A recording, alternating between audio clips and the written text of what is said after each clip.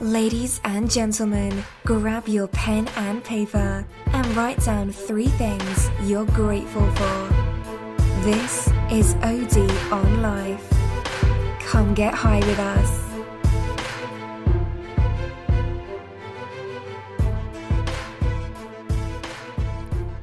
Hello everybody, welcome to OD on Life, episode number 6. Today I have a very special guest.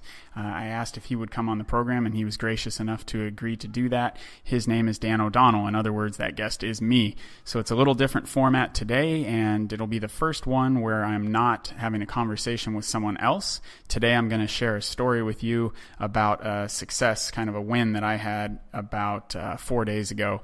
And I think many of you will be able to apply this to your life in some way. And that is the goal of each and every episode, is to give you something you can actually apply to your life. I want the show to be entertaining, but the real goal is to get you to go out and change something in your life, to try something and improve it in some way. So this story begins with a buzz on my speakers. I work at my computer and I'm usually playing some music while I'm working, watching a lot of videos, things like that, and I heard a buzzing happening, and I thought that my speakers were starting to go out, or there was a problem with them. They were just sort of a hand-me-down. I didn't buy them new, and I figured they were about to kick the bucket. But as I wiggled my laptop around once in a while when I was sitting in my chair, I would notice that the buzzing would sometimes go away. And eventually I figured out that the only thing wrong was the cord going from the headphone jack on my computer to the speakers was kind of at the end of its rope. So I thought, great, all I need is a new cord, and that'll be no problem.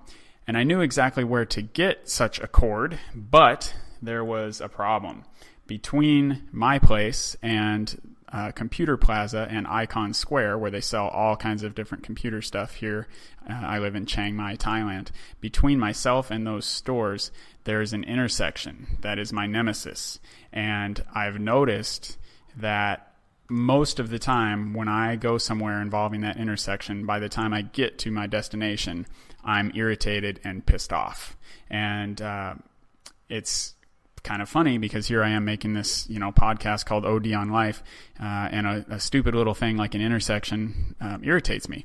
It's the longest light that I know of around here. If I get lucky, I'll hit it green and feel like I just won the lottery, but usually I get stuck there. A lot of times I'm behind either these taxi trucks that we have here or what they call a tuk-tuk, which is like a 3-wheeled little, almost like a, what is it? It's a 3-wheeled little taxi thing, and they blow this really nasty smoke. And at this intersection, we're all just sitting there together, inhaling the smoke from each other's vehicles, and it's usually really hot. If it's during the middle of the day, you're sitting there in 90 or 100 degree heat, breathing this smoke at the longest light in town.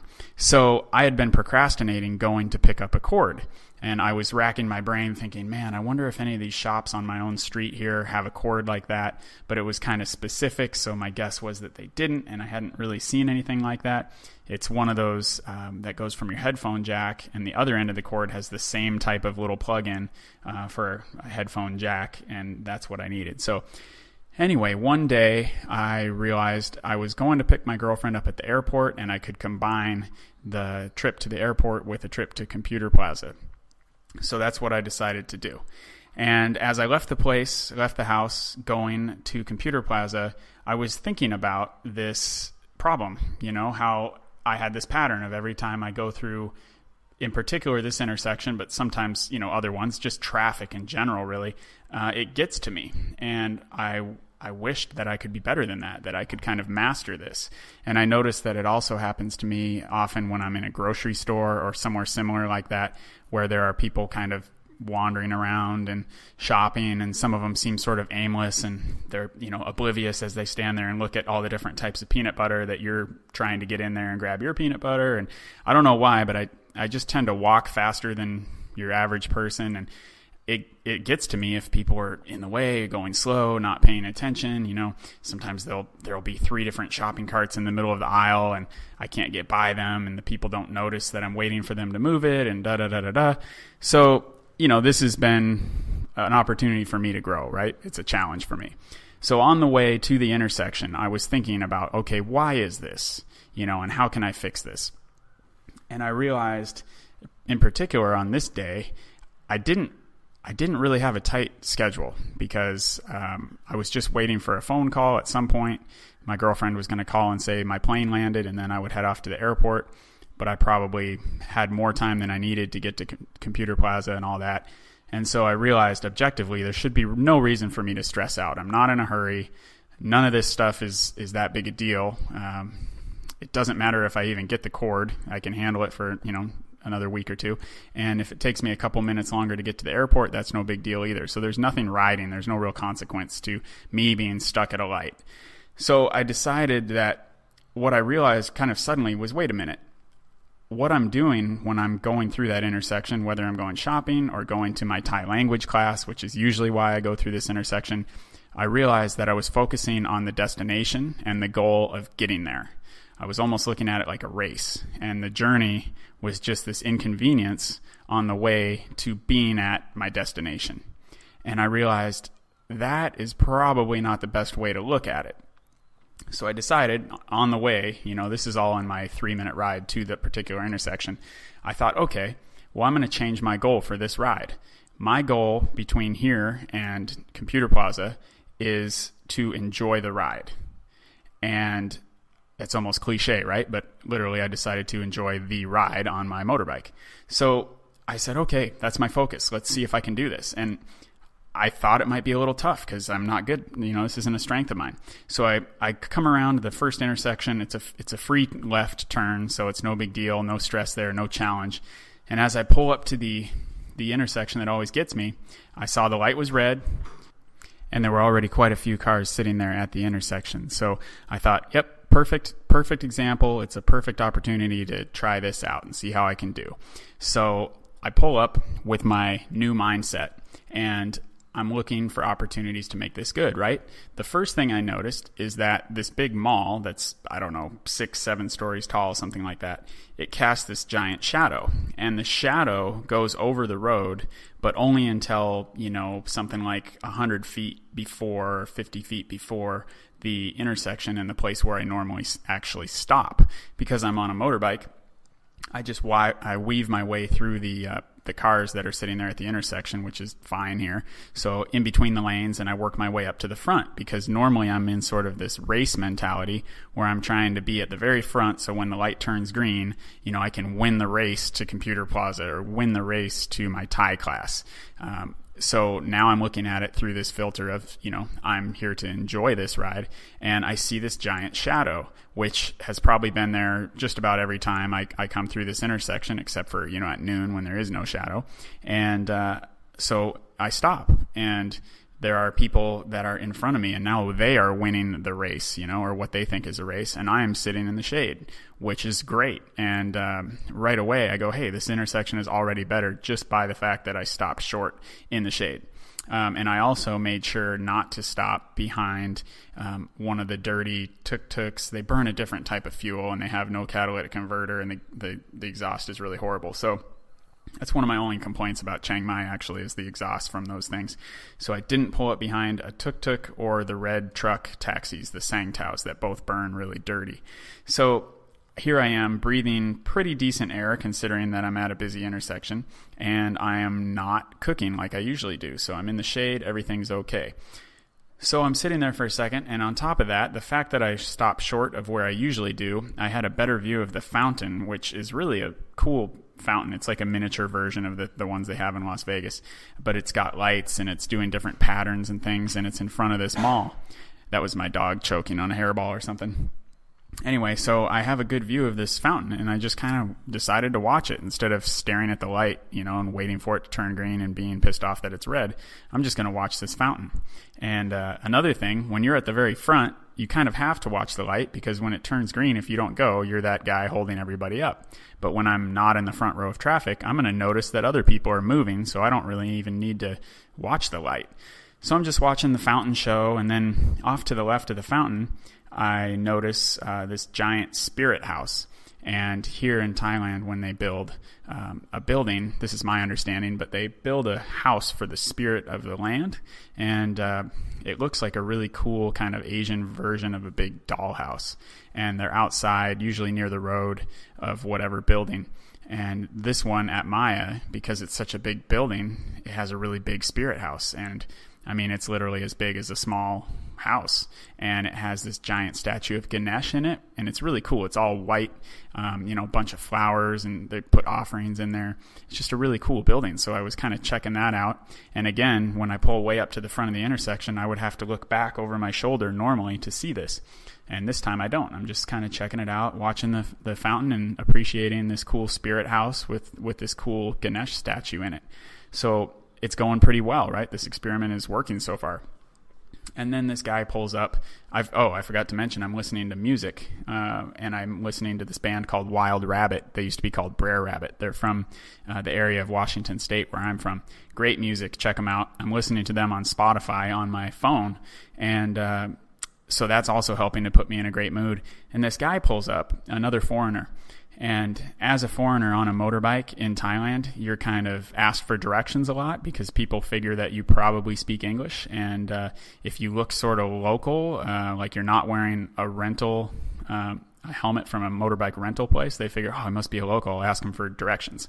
So it happens all the time. This guy pulls up next to me and starts talking to me, and I can't hear him because I have my earbuds in. So I pull him out, and he says, hey, is this the way to the old city? And I said, yeah, you just go straight. You're almost there. You'll hit the northwest corner of the moat. That's kind of a landmark here. You'll hit the northwest corner of the moat, and that's the old city right there. And he was kind of like, hey, thanks. I really appreciate it. So one more thing, they say when if you're feeling down, help somebody. It does a lot to lift your own spirits, make you feel good when you've kind of given to someone else and help make their day easier and better. So it's starting to just kind of pile on now. This thing is kind of spiraling upward. I've got the fountain, I've got the good music, I'm in the shade, I'm checking out the cool statue and spirit house, and then I got a chance to help somebody. And so everything is just going really well. And then, let's see, am I forgetting anything?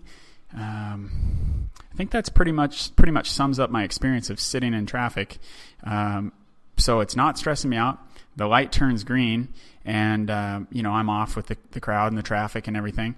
And I sort of repeated the same idea at the next intersection, which usually doesn't get to me as much. But there was one more intersection before I actually got to Computer Plaza, and I did the same thing. Stopped behind a car that wasn't blowing a bunch of nasty smoke, listened to my music, just tried to relax and not really try to be winning the race. And also, I want to mention, there's a guy named Thich Nhat Hanh, and I tell people he's the second best known Buddhist in America, which means almost nobody knows who he is.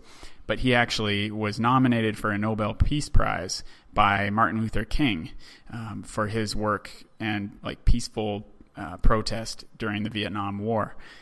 He's a really cool guy and has written a bunch of great books. You can find him on YouTube and all sorts of things out there on him. But he uses, and he helps, gives other people the idea to use red lights as a chance to not just stop your vehicle, but to stop your thoughts and just try to be silent and relax. So that's something that I heard probably 10 years ago, but I've never really been able to do it consistently.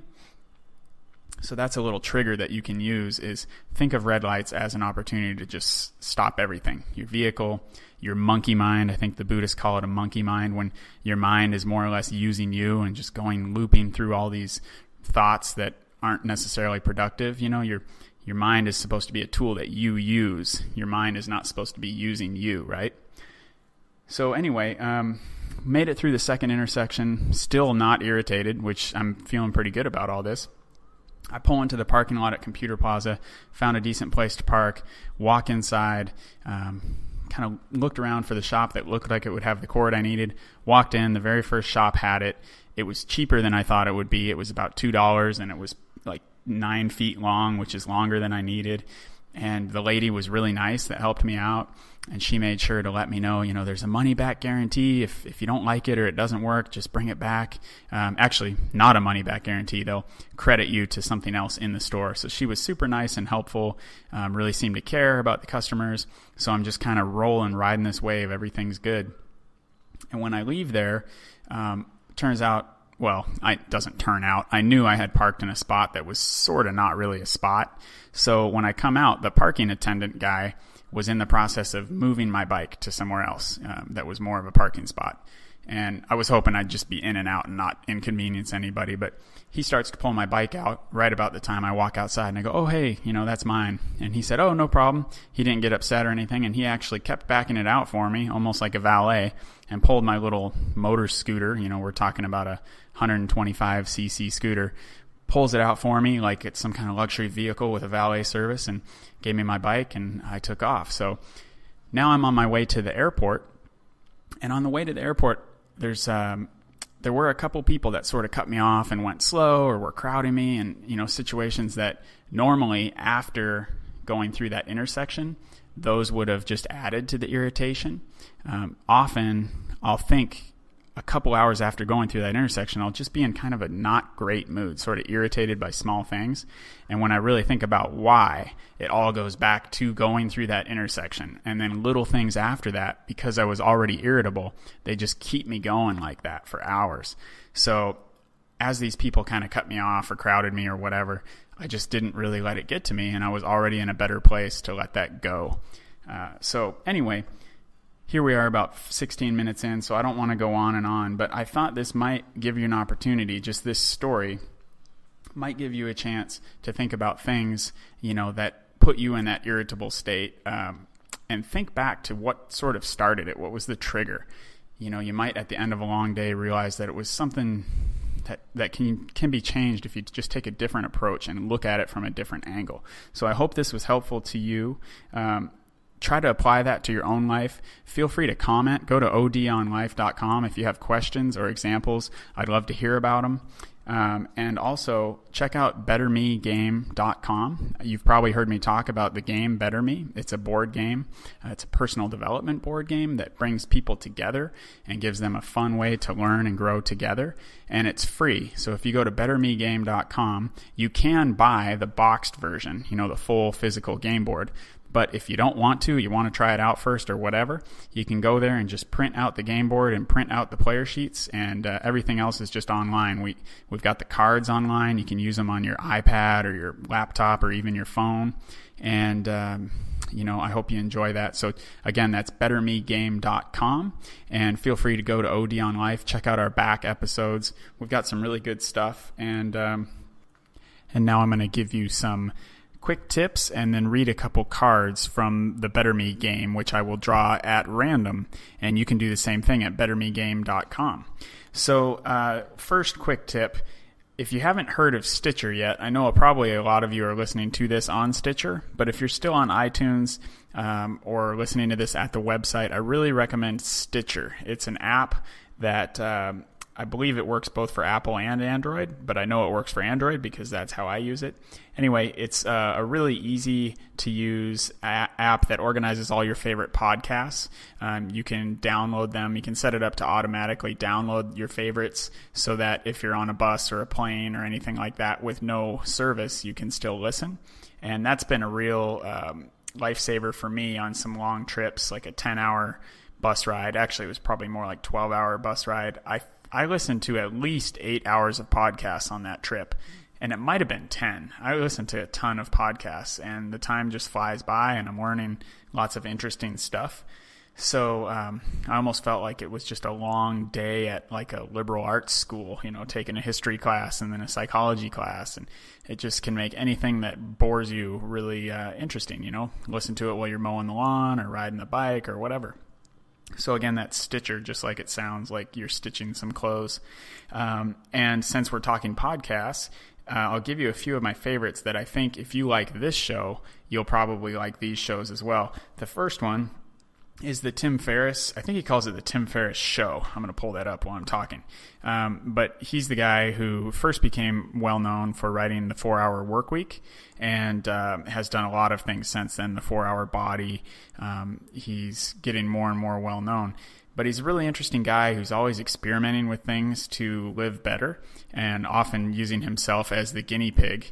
So a really good episode I just listened to, just to give you an example, was, I think it was number 55, and it was with this guy, Pavel, who is a a Soviet strength coach, and he worked with special ops guys in the Soviet military. He's worked with the U.S. military, Navy SEALs, etc., all sorts of athletes. And he's just had so much good knowledge, and he's very based on the principles. You know, he wasn't talking about the latest fads and trends and crazy things. He was just talking about the underlying principles of physiology, and he doesn't even like the word workout. You know, he calls it training. You know, what I learned, my biggest takeaway that I was so happy to hear is if you're training for strength, in general, you don't want to be doing sets to failure, which if you don't know what that means, if you're, say, bench pressing and you go until you literally cannot lift the bar anymore, that's a set to failure. And, you know, I used to do that a lot, and I listened to him, and he's talking about, you know, doing 3 to 5 sets of 3 to 5 reps and not going to failure, and that being more effective than the way I was training. So that was music to my ears. It was like if somebody told me that I could eat chocolate chip cookies and if I would just eat more ice cream, I would be in better shape and live longer. I mean, it was just so nice to hear that I could work out in a way that's more pleasant, you know, less painful, and get better results. So anyway, that's my pitch for the Tim Ferriss show. That is what it's called. I just looked it up. Another one I really like that I've just known about for a little while is London Real. And it's actually an American guy living in London who also is always looking for ways to live better and interviewing really interesting people on everything from wealth to psychedelics to psychology. He's all over the place. Really interesting guy. Gets some great guests. So again, that's London Real. He also, I believe all his episodes are on YouTube as well as podcast format. So, you know, I'm sure he's on iTunes. I know he's on Stitcher. I really recommend that one. I'm getting more and more into that particular show.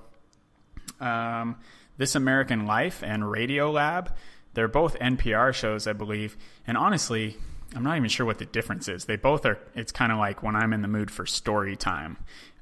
They talk about just really interesting topics and long format stories. Sometimes it's multiple episodes about the same story. I just really recommend that when you just need to kind of zone out and hear an interesting story. The other two that are kind of related are the Joe Rogan Experience and Duncan Trussell's podcast, which I think he calls it the Duncan Trussell Family Hour. These guys are both comedians and they're both buddies, and they talk about all sorts of topics all over the place. You know, Joe Rogan talks about MMA a lot, and of course they both talk about comedy because they're comedians, but they go all over the place. Super entertaining guys, just really bright, active minds, and both really funny too. So that's a great one. You'd have to almost make it a full-time job to listen to all the episodes of Joe Rogan. I mean, he's doing 3-hour podcasts multiple times a week, but, you know, pick out the ones that look the most interesting where, you know, you're into the topics and the guests. That's probably overall my favorite podcast. Last one I'm going to mention is Star Talk. That's Neil deGrasse Tyson, and he often has some really cool guests and co-hosts like Bill Nye, and they take questions from listeners. It's just, if you like things like Cosmos, you know, he actually did this most recent Cosmos. He was the host, and he studied under Carl Sagan. So the guy is just not only really knowledgeable, but really entertaining and great at bringing complex subjects to the masses. You know, those of us that haven't gotten a doctorate in astrophysics. So those are my recommendations and quick tips. So, okay, it's time to draw a couple cards from Better Me. And again, you can do this yourself. You can play the game for free or just go through the cards with your friends. They're great conversation starters. I swear, if you play this with people you've known for many years, you will learn things about them that you had no idea. It's designed to bring up topics and get you thinking about things that you normally don't. So, I'm going to draw a card from Mind. There's 5 categories. I'm just going to pick Mind randomly. Here we go. Ooh, this is a tough one for me, I guess, to say to a bunch of people out there. I don't know who's listening. A wise person once asked, "What great thing would you attempt if you knew you could not fail?" You know, as cliche as it sounds, I would crusade for world peace. And I can't even really begin to know how I would go about that. I guess let's see, if I knew I couldn't fail, I would set up a meeting with world leaders. And I think the first thing I would do is set up a travel exchange program. That I don't believe in making things mandatory, but I think I would set up something where you had all expenses paid trips, maybe for kids in roughly high school, or maybe even a little younger, like middle school, or maybe both, maybe 2 or 3 trips during a young adult's life where they go to other countries that, they choose, or maybe it's like a random, you pull a slot machine arm and it gives you the country that you're going to go visit. It's the same idea that I think John F. Kennedy had behind starting the Peace Corps, is that if we travel and meet people in other places, we'll realize that we are a lot more alike than we might think, if we haven't been there. I know my first trip to the Middle East, I went to Dubai. And at first I was kind of nervous being an American in the Middle East. You see all the news and hear all the horror stories. And I'll tell you a quick story, actually. This is what the game does. It always brings up crazy stories. But I was in Dubai. It was my first day. I just had a long flight. And I walk up to the counter at the hostel. And there are 2 guys behind the counter talking with a gentleman in a military uniform. And he was standing where I needed to go to check into the place.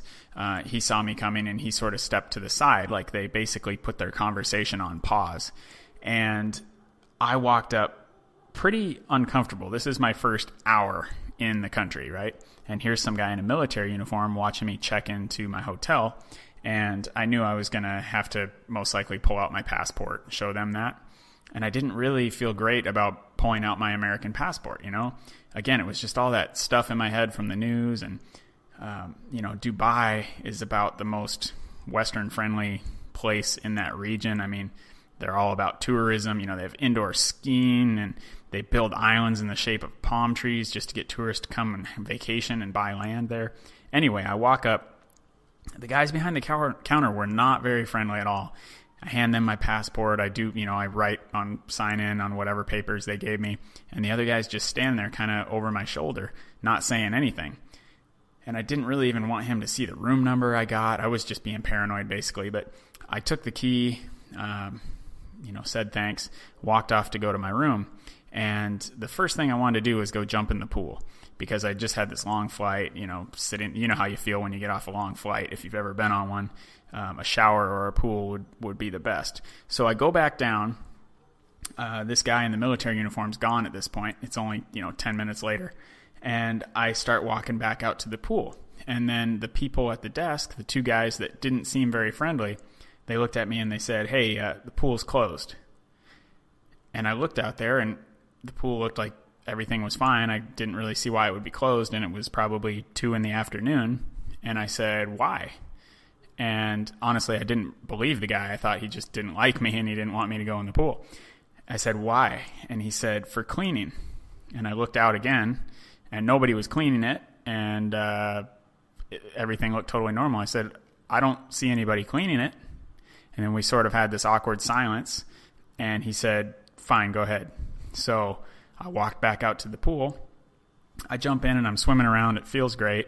And about 5 minutes, 10 minutes after I get in the pool, that guy who had been wearing the military uniform comes walking out, and so do maybe 15 or 20 boys, probably from, maybe like from 11 to 14 years old. And they all jump in the pool and are swimming around. And I saw them talking to him, or more like he would go up and talk to the kids and say something to them. And then they came over to me after talking with him. And I thought, what are they doing? The kids come up to me and they just go, "Hello, sir. How are you today?" in very practiced English. And I said, "Good, thank you. How are you?" And they said, "Very nice.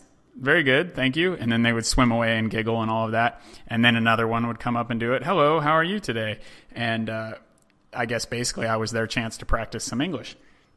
So anyway, the guy comes over, the guy that I had been so scared of, introduces himself, super nice guy. It turns out he is the leader of a Boy Scout troop. So that was the uniform, this guy that I thought was going to kidnap me, and who knows what I was thinking. He's a Boy Scout leader, hanging out in a hostel with a bunch of boys that are trying to learn English and play in the pool. So what I'm getting at, I almost forgot why I'm telling this story.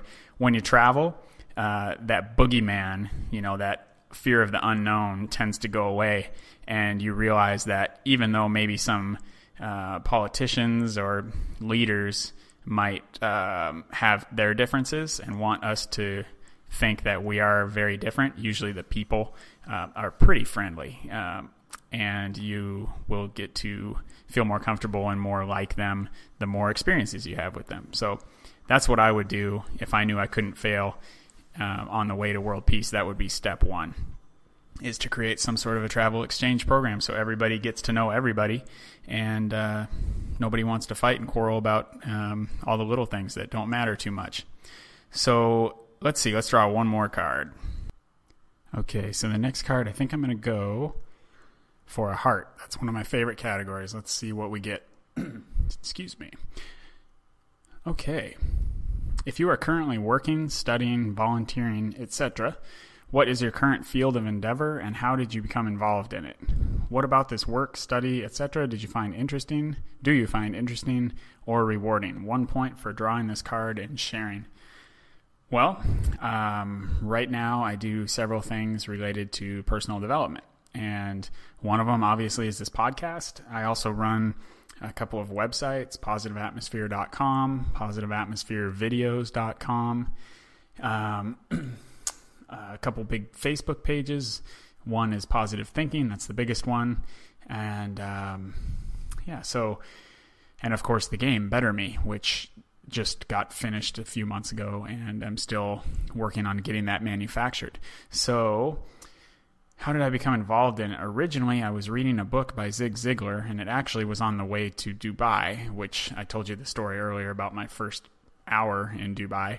And on the plane, I had a lot of time, and I was reading, I think it was Zig Ziglar's book called See You at the Top. And he was talking about that idea of making your vacation your vocation. If you can find something that you love to do and make that the way that you earn a living, then you will never work another day, that sort of thing, which sounds cliche, but can be very true. So I was thinking to myself, what could I do that wouldn't feel like work, that I could do for a long time and really enjoy it? And I realized I was sitting on a plane reading a personal development book just by choice. And I really enjoy personal development books, anything about exercise, health, mindset, and relationships, all of that, like just learning little tricks. Sometimes it's just the littlest things that give you just a little bit of a boost. But if you do that, if you improve your daily life 1%, even if it's 1% a month, over time, that really adds up. So personal development was something I thought I could be involved in and really enjoy. And also, I was on a trip when I was reading this book, so I'm thinking travel. I love travel. So if I could either work in a way that travel would actually be part of my occupation, or at least if I could work in a way that would allow me to travel anytime I wanted to, then that would be the perfect combination. So I thought, if I did a personal development website that I could run from anywhere with an internet connection, then I'd be location independent. That's kind of the buzzword, right? Location independent. And so I started, it actually was probably about 2 years after I sat there and read that book on the plane that I actually started positiveatmosphere.com. And that was largely due to a mastermind group that I was in. And I was watching a lady named Renee Daniels, a friend of mine who was also a coworker at the time. And she was writing her children's book, 10 Little Bulldogs. And the rate of progress that she was moving at on that book was really amazing to me. And it motivated me and inspired me to get going on the website. So in the space of a couple months, after not getting started for probably 2 years, I had positiveatmosphere.com up and running. And one thing led to another. A friend of mine said, you really should make a Facebook page that will help you get people to the website. So Positive Thinking, the Facebook page, came about, and that led to Better Me. Actually, had a conversation with someone that I met through the the positiveatmosphere.com site about how cool it would be if there was a personal development board game. And that was another idea that stayed on a Google Doc for years before it actually came to be. But, and also the website led to this podcast. So anyway, that's how I became involved in that. It all kind of was one step after the other. One thing led to another. And often there was a big period of, what's the word I'm looking for? Like gestation period, where it kind of swirled around in my brain and sat on a Google Doc. Well, I thought, someday. And, today is someday. And eventually I decided that today was the day. So anyway, that's how I got into it. I do find it really interesting and directly rewarding, because the more I study this stuff or look for cool things to share with other people, the more I stumble on things that help me in my own life. And it's kind of a cycle. As I improve my own life, I want to share with you guys, like the story that I told today about kind of overcoming the stoplight and the intersection. So anyway, I think that's a good place to end. Go check out bettermegame.com. You can play it for free. It's a great get-together with your friends. It's also a great way to meet people. If you want to meet really interesting new people, create a Facebook event or throw this on Craigslist, and say, hey, we're going to be playing this game, show up. And it tends to really attract interesting, cool people that you pretty quickly can become friends with, because it deals with more than just the surface. You're not talking about the weather and sports and things like that.